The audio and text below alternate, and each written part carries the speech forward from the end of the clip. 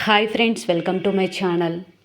ఇక రాజు రూప ఇద్దరు కూడా ఆ రోజు పింకీ మెడలో అసలు జీవన్ తాళి కట్టలేదని, స్పృహ తప్పి ఉన్న పింకీ మెడలో ఎవరో పోలీస్ గెటప్లో ఉన్న వాళ్ళు తన మెడలో తాళిని వేశారన్న నిజాన్ని ప్రతాప్ ముందు బయట పెట్టడంతో ఒక్కసారిగా ప్రతాప్ షాక్ అయిపోతాడు ఆ వీడియోని చూసి. వెంటనే పింకీ తన మెడలో ఉన్న తాలిబొట్టును తీసి జీవన్ గుండెల మీద విసిరేయడంతో ఒక్కసారిగా జీవన్ షాక్ అయిపోతాడు. ఆ తాలిబొట్టును తీసుకొని రూప, నాన్న, మనం పింకీ జీవితాన్ని కాపాడాలని చూడడమే కాకుండా హారతికి కూడా న్యాయం చేయాలని చూసాం కదా, ఇప్పుడు ఆ తాళిని అలా పడేయడం కంటే ఆ జీవన్ చేత హారతి మెడలో తాళిని కట్టిస్తే హారతికి కూడా ఒక జీవితాన్ని ఇచ్చిన వాళ్ళమై ఉంటాం నాన్న. వెంటనే జీవన్ చేత హారతి మెడలో ఆ తాళిని కట్టిద్దామని చెప్పి హారతికి జీవన్కి పెళ్లి చేస్తారు రాజు, రూప, ప్రతాప్ అందరు కూడా. మరి నిజంగా ఏం జరగబోతుంది? రాజు, రూప ఇద్దరు కూడా ఆ వీడియోని అసలు ఎలా సంపాదించారు, ఎక్కడి నుంచి తీసుకొచ్చారు, ఏం జరిగింది తెలుసుకోవాలి అంటే పూర్తి వీడియోలకైతే వెళ్ళిపోదాం.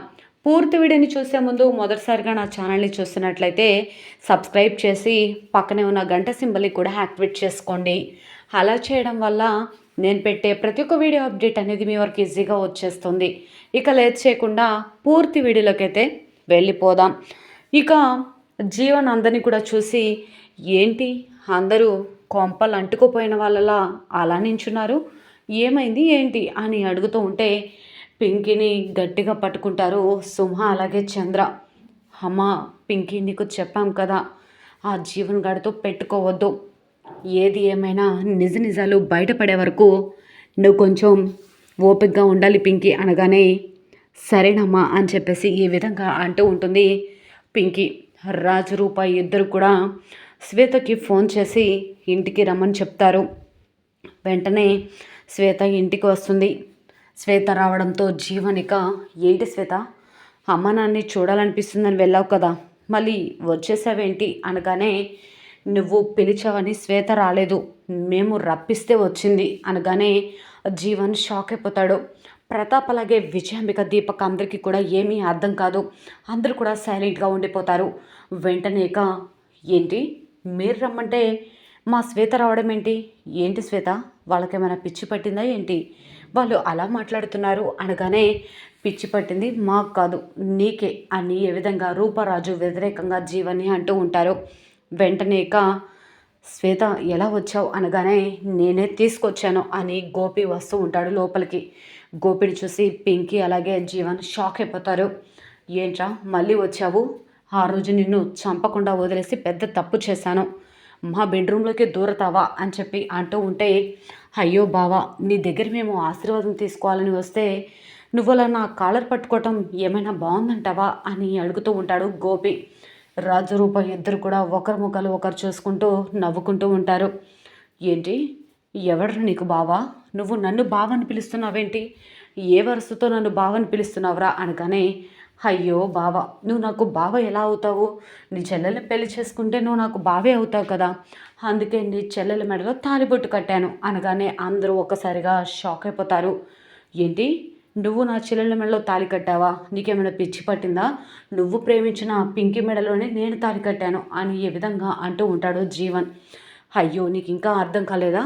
వెంటనే శ్వేత మెడలో ఉన్న తాళిని బయటకు తీస్తాడు గోపి. ఆ తాళిని చూసి జీవన్ షాక్ అయిపోతాడు. ఏంటి శ్వేత, వాడితో తాళి కట్టించుకోవడం ఏంటి, నీకేమైనా పిచ్చి పట్టిందా, నాకు రాజు అంటే ఇష్టం, రాజు అంటే ప్రాణం, రాజు లేకుండా నేను బ్రతకను, రాజు కావాలి అన్న నువ్వు ఈరోజు పింకీ మాజీ ప్రియుని పెళ్లి చేసుకొని వస్తావా అనగానే, అయ్యో అన్నయ్య ఎక్కువగా మాట్లాడుకో, నువ్వు పింకీని మోసం చేసి పెళ్లి చేసుకొని తన జీవితాన్ని నాశనం చేయాలనుకుంటున్నావని రాజు, రూప ఇద్దరు కూడా నాకు ఆ గోపితో పెళ్లి చేశారన్నయ్య అన్న నిజాన్ని శ్వేత బయట పెట్టడంతో ఒక్కసారిగా షాక్ అయిపోతాడు జీవన్. రాజు, రూప, మిమ్మల్ని ఊరికే వదలను, నా చెల్లెల మెడలోనే గొట్టం గడితో తాలి కట్టిస్తారా అనగానే, అయ్యో మీరు అలా మాట్లాడకండి అని ఏ విధంగా అంటూ ఉంటారు రాజు, రూప.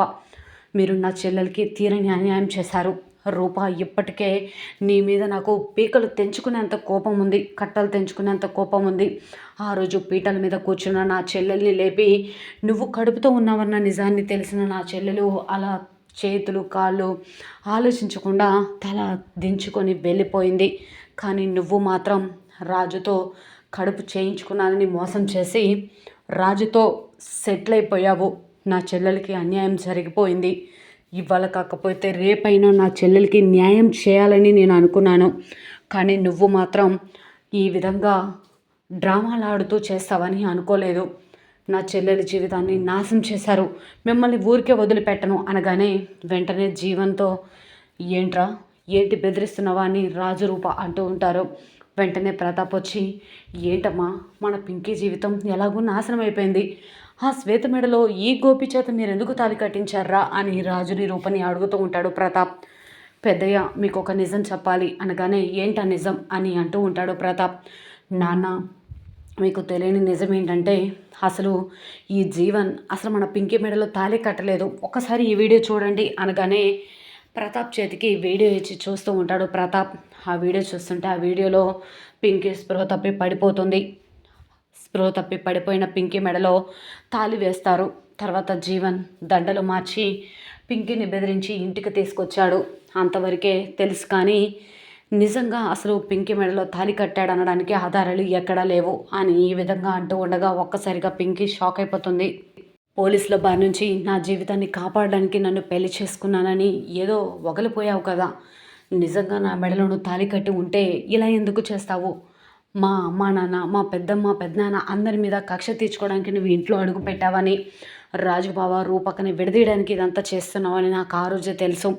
కానీ నువ్వు నా మెడలో తాళి కట్టిన బంధానికి మాత్రమే విలువిచ్చి ఇన్ని రోజులు ఊరుకున్నాను. ఇక నువ్వు నా మెడలో తాళి కట్టలేదని తెలిసాక అని అంటూ ఉంటే వెంటనే శ్వేత అందరూ చూస్తుండగానే పింకీ తన మెడలో ఉన్న తాళిని తీసి జీవన్ ముఖాన కొడుతుంది. అది చూసి ఒక్కసారిగా జీవన్ షాక్ అయిపోతాడు.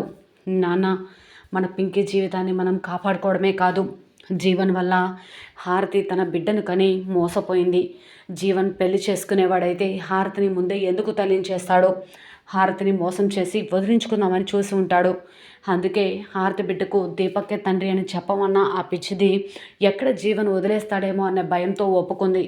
అలాంటప్పుడు మనం ఇలా ఆలోచించడం కరెక్ట్ కాదు. హారతిని పిలిపించి జీవన్ వల్ల హారతికి జరిగిన అన్యాయానికి హారతికి అలాగే జీవన్కి ఇద్దరికి కూడా పెళ్లి చేద్దాం నాన్న అని రూప అంటూ ఉంటుంది.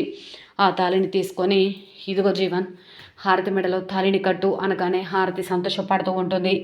మరి నిజంగా హారతి మెడలో జీవన్తో రాజరూప ఇద్దరు కూడా ప్రతాప్ అందరూ కలిసి తాళి కట్టించబోతున్నారా? నిజంగా హారతికి న్యాయం చేయబోతున్నాడా జీవన్? అసలు ఏం జరుగుతుంది? పింకీకి గోపికి మరి పెళ్లి చేస్తారా లేదా అనేది చూడాల్సిందే.